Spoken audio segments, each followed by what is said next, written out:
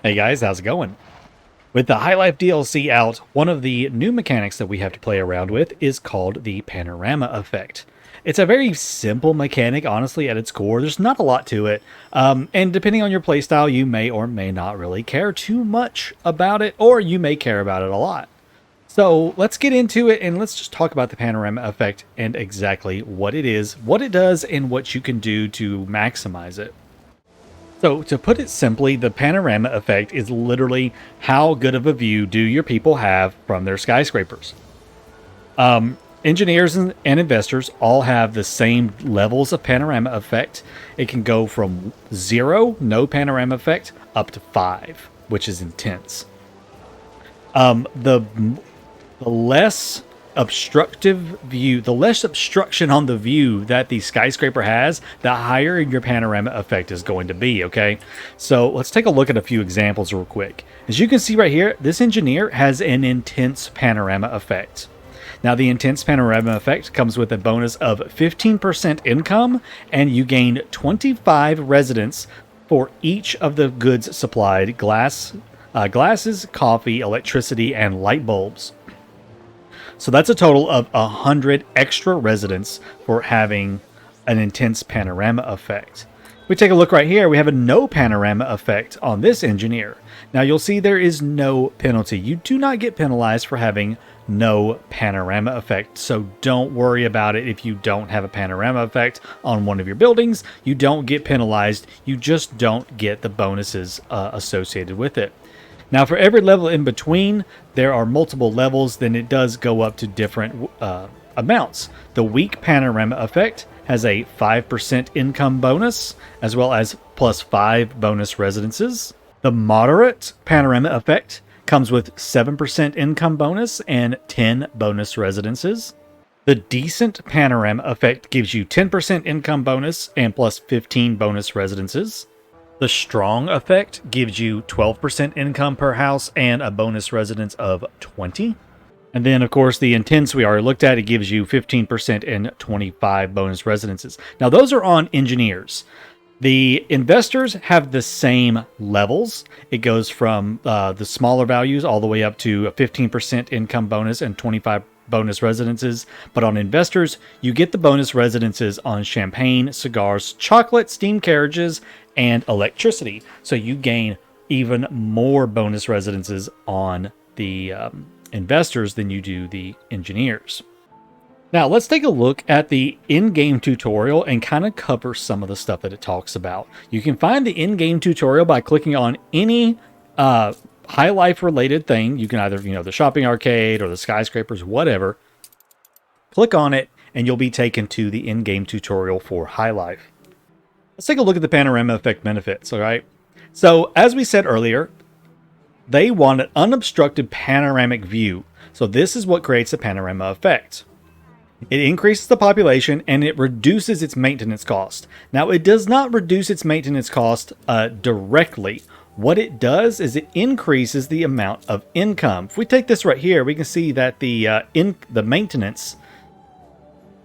Actually, let me find one. Where was one that had a strong? Here we go, moderate. If we look at the maintenance cost right here, if we change some of the surrounding buildings here to give it a better view, there we go.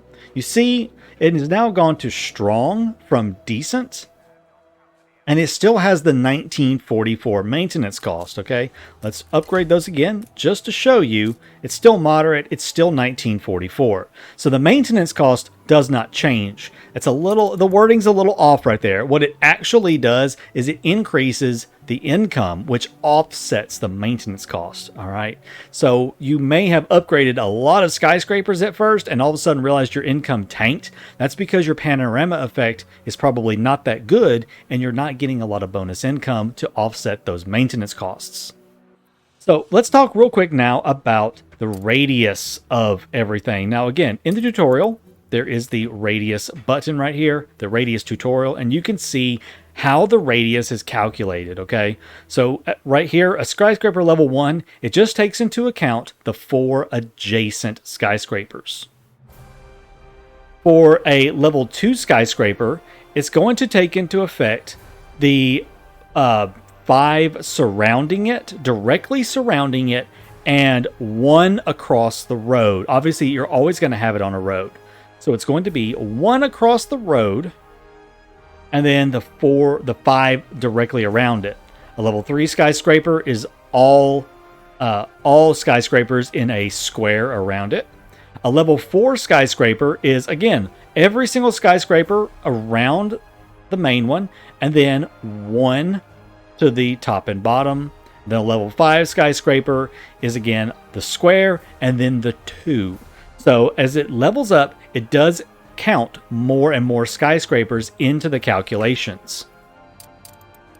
So how is Panorama Effect actually calculated? What you do is real simple. You look right here, you hover over the Panorama Effect icon, and you take the values that you see there and you add them all together. This one right here has a level value of 3, a neighboring skyscraper value of 5, so that's 8. And then you subtract 2 for the nearby equal or taller skyscrapers. Anything that is the same height or taller than that skyscraper is a negative. So that right there gives us a positive 6 rating. Now, obviously, there's only 5 levels, so anything over 5 or above is an intense. Okay, so that right there is 6, so we get intense. This one right here has a value of, what is that, 13? So that means that this one has an intense panorama effect. If we go right here and look at this one, it only has a level value of 1 and 4 taller or equal neighboring skyscrapers of -4. That's going to put it well below 0, so no panorama effect. We take a look at this weak one right here, a level value of 2, add 1, which is 3, subtract 2 for the nearby tall skyscrapers, and we get a value of 1, or a weak panorama effect. All right, it's a really, really easy calculation. You just take a look at what's around it, and you add those numbers together. And to figure out which skyscrapers are being affected by it, obviously you can just click the building and see what is affecting it. Now, as you notice, this investor house right here is not into the calculation because it's not a skyscraper.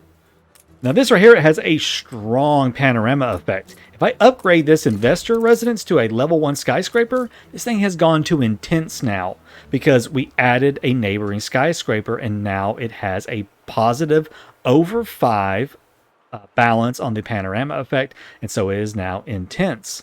This guy over here is surrounded by the ones that are calculated, because again, it's a level 1 skyscraper, so it's just the adjacent ones. This one across the street counts. These two, if there was one right here, this one would also count. These are all the same height, so it's giving me none. If I upgrade him by 1, though, instantly goes to intense, because all the skyscrapers that it counts are smaller than it. It does get a negative because this one is taller, but it's enough around it to not matter, and we get an intense panorama effect. So what does all of this mean? What do you do with this information? Basically, what you do as you are upgrading your skyscrapers, and you're upgrading and building your first skyscrapers, especially if you're in a newer game or a game that does not have a very big income yet and you haven't really reached that high income state, what you have to do is once you start upgrading skyscrapers, you need to shuffle them around a little bit in order to get some of your money back and everything. One trick that I have found to do this with, now I don't know if this is working as intended, so please take this information with a grain of salt at this time, because like I said, I don't know if this is actually working. Let's see. Let's take this guy right here. Okay, actually, let's upgrade him once,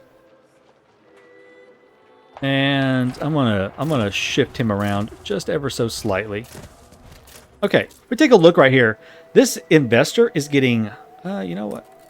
I'm really downgrading just to show. This investor is getting no panorama effect because the 3 skyscrapers adjacent to it are all equal to or taller.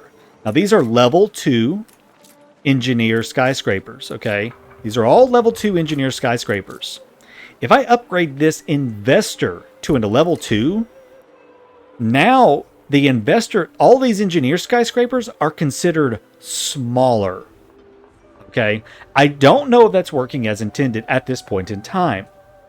The DLC just came out a couple of days ago, and so this is something that we are not sure about. I think we have some questions into the developers to ask them, is this working correctly? But engineer skyscrapers are considered smaller than investor skyscrapers, even though they're still level 2. These are both level 2 skyscrapers, but this is being counted as smaller neighboring skyscrapers. Okay, I don't quite understand how it's calculating that, but it is calculating it like that. Even though these are all level 2, I mean, there's a level 1 right here just to show you. We'll still upgrade him to a level 2. So now they're all level 2 engineer skyscrapers. The investor sees that as a smaller neighboring skyscraper. So that's a little trick you can do. Mix your engineer and your investor skyscrapers in together, because especially if they're all just the same level, because your investor skyscrapers will get a bonus there to their panorama effect and will greatly increase your income. Okay, it's really, really cool to do it like that. So yeah, especially when you're first starting out.